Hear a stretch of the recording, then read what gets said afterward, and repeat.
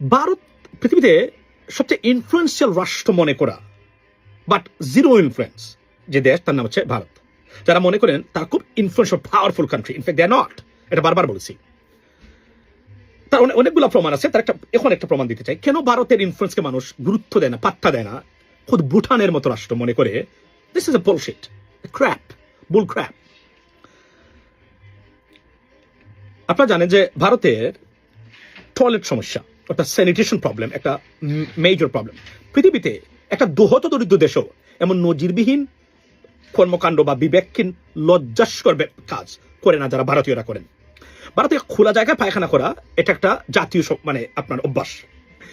আপনি শুধু এটা ভারতে না, ভারতের বাহিরে কানাডাতে শত শত ঘটনা সোশ্যাল মিডিয়াতে ক্যানাডিয়ানরা ক্ষুব্ধ প্রতিক্রিয়া ব্যক্ত করেছেন। তাদের পার্কে ভারতীয়রা পায়খানা করেছেন ওপেন জায়গায়। আমেরিকাতে ঘটেছে, ইউরোপের অন্যান্য জায়গাতে নিয়মিত এই ঘটনাগুলো ঘটে, যা মানে সোশ্যাল মিডিয়াতে এগুলো আসে। আপনারা জানেন, আপনি যদি মানে গুগলে গিয়ে সার্চ করেন হাজার হাজার মানে লক্ষ লক্ষ মানে রিপোর্ট পাবেন ভারতীয়দেরকে এই হয়েছে সেই হয়েছে, প্রস্রাব করতে দেখেছেন।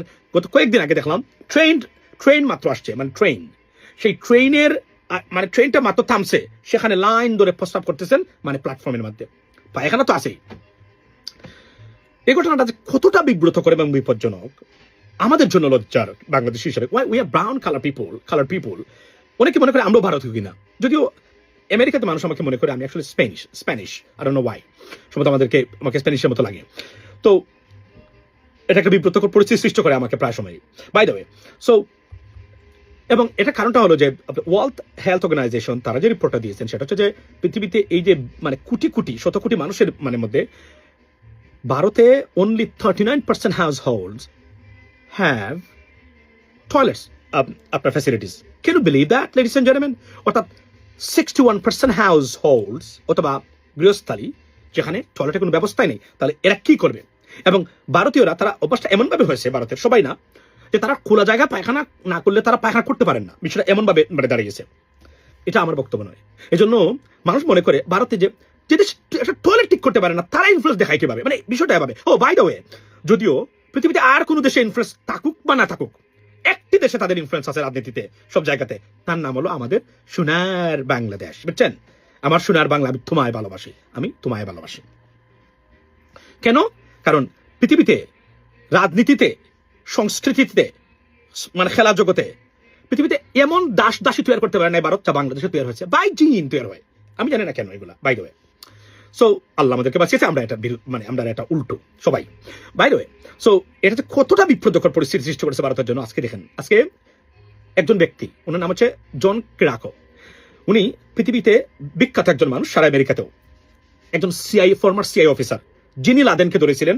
তার আপনার যে পরিকল্পনাতে বা তার তথ্যের ভিত্তিতেই লাদেনকে, আল কায়দার যে সন্ত্রাসী সংগঠন আল কায়দার লাদেনকে ধরা হয়েছিল এবং আবু জুবাইদাকে উনি ধরেছিলেন। এবং উনি সারা মধ্যপ্রাচ্যে, যেহেতু উনি আরবি জানতেন খুব ভালো, এবং মানে আপনার উনি ভারতেও গেছিলেন। ভারতে যাওয়ার অভিজ্ঞতা উনি কি বলেছেন শুনেন। আমি তো নজিরবিহীন, I was shocked to learn it, right? তো উনি বলেছেন, রাইট? এখন কথা হলো যে, এবং আরো একটা পরিচয় হলো, উনি প্রথম ব্যক্তি যিনি আপনার কিউবার যে গুয়ান্তানামো বে কারাগার, সেখানে বন্দীদেরকে টর্চার করা হয়, টর্চার প্রোগ্রাম, সেটা উনি ওটার উৎসর্গ ছিলেন উনি, এবং উনি এটা প্রকাশ করেছিলেন। উনি একজন মানবতাবাদী মানুষ। উনি নিজের ক্যারিয়ারের দিকে তোয়াক্কা করেন নাই, পরিবারের দিকে তোয়াক্কা করেন নাই, বিবেকে দেয় নাই, তাই এটা বলে দিয়েছেন উনি জানতেন এটা। ভেরি পাওয়ারফুল সিআই অফিসার ছিলেন উনি। এবং আরো অনেক পরিচয় আছে ওনার। এবং উনি বর্তমানে সোশ্যাল মিডিয়াতে খুবই ভাইরাল সব জায়গাতে আমেরিকাতে। আপনি দেখবেন পিয়ার্স মর্গানের এখানে যাবেন, পাবেন আপনি, মানে আপনার মেহেদি হাসানের এখানে মানে জেটেও, সেখানে যাবেন, দেখবেন উনার ইন্টারভিউ সব জায়গাতেই। সো উনি বলে তারপরে উনাকে জেলে, উনি 2 বছর জেল খাটতে হয়েছে, কেননা এটা ক্লাসিফাইড ইনফরমেশন উনি প্রকাশ করেছিলেন বলে সে যারা আছেন তারা মনে করেন এজন্য উনাকে জেলে যেতে হয়েছে। By the way, ladies and gentleman, so উনি কি বলেছেন, উনি ভারতে যখন ছিলেন তার অভিজ্ঞতাটা শুনুন। দেখে আমি শকড এবং লজ্জায় মরে যাচ্ছি এই বক্তব্যগুলো শোনার পরে। শুনেন। If you want to take I hated India. I just hated it. If you want to take a shit, unfortunately they have phones. That's for sure. You want to take a shit, you're walking down the street, and people just pull down their pants and take a shit right there on the street, and then pull up their pants and walk away. You saw that happen every day. Every single day. I've been in poorer countries that they didn't do that. And I say that that's a thing, and then people call me a racist. No, it's a thing. Okay, তো আপনি দেখেন উনি কি বলেছেন। এটা একটা লজ্জার ব্যাপার, এটা ন্যাশনাল লজ্জা, shame for and humiliation for Indians and India. You know what, can you believe it?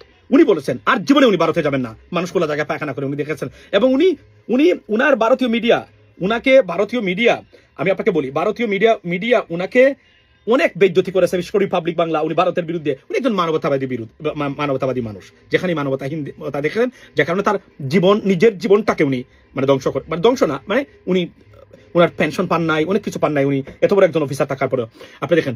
So আমি এই জন্যই বলি যে ভারতকে দাদা, নরেন্দ্র মোদী দাদা, এক কাজ করা যায়, সেটা হচ্ছে আপনারা অন্যান্য দেশে ইনফ্লুয়েন্স, কারণ মানুষ মানবে না তো আপনাদেরকে। মানে আমরা আছেন, আমাদের লোকাল বিচারী আছে না, দেখেন নিজের গোট ঠিক করতে পারে না, অন্য গড়ে গিয়ে গোট ঠিক করার চেষ্টা করে, ঠিক এভাবে আপনারা এই যে বাংলাদেশে এই করবেন সেই করবেন, ধরে ফেলবেন, ছিঁড়ে ফেলবেন, খেয়ে ফেলবেন, এগুলো না করে শুভেন্দুকে বলছি টয়লেট বানান। শুভেন্দুর সে নিজেও মানে খোলা জায়গায় পায়খানা করতো শুভেন্দু, এখন কি করবেন? এবং তারা এটা তাদের ন্যাশনাল প্রাইড, খোলা জায়গায় পায়খানা করা। আজকে আপনি দেখেন না, এর চেয়ে বড় লজ্জার কি হতে পারে? উনার মতো ব্যক্তি বলতে তার জীবনে উনি ইন্ডিয়াতে যাবেন না, বিকজ এরা খোলা জায়গায় পায়খানা করে। এই জন্য আমি বলি, আর এই জন্যই ভারত কখনো ইনফ্লুয়েন্স প্রতিষ্ঠা করতে পারবে না। যারা খোলা জায়গায় পায়খানা করে মনে করেন মানুষ, এরা আবার এসে আমাদেরকে মানে উপদেশ দেয়, এই উপদেশ মানবে না তো কেউ। এর জন্য সব জায়গাতেই ডিজাস্টারিয়াস ডিপ্লোমেসি বা ফরেন পলিসি ভারতের একটা মানে প্রতিবেশী রাষ্ট্রের সাথে তাদের সম্পর্ক নাই, যদিও বাংলাদেশের সাথে নাই আছে। এবং কেন?